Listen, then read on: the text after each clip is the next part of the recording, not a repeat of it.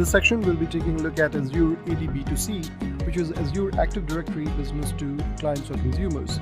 So basically, this one allows you to manage user identity services.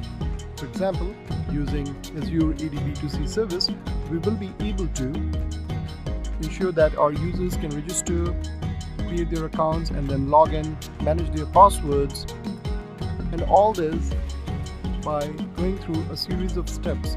It does not involve coding at all.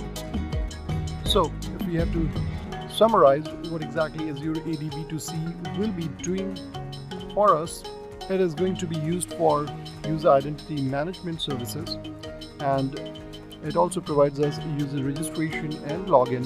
So all these features basically make use of email address, so the user will be registering themselves using their email ID, and then they will use the same email ID to log in as well. It supports both open authentication and open ID, and the whole user management is managed entirely by AD B2C, so you don't have to store these users in your database. AD B2C does that for you, so you don't have to worry about it. It also provides you the option of managing their profiles, so if at any point in time customers feel like they need to change a few things related to their profile, they can obviously go ahead and do that using AD B2C.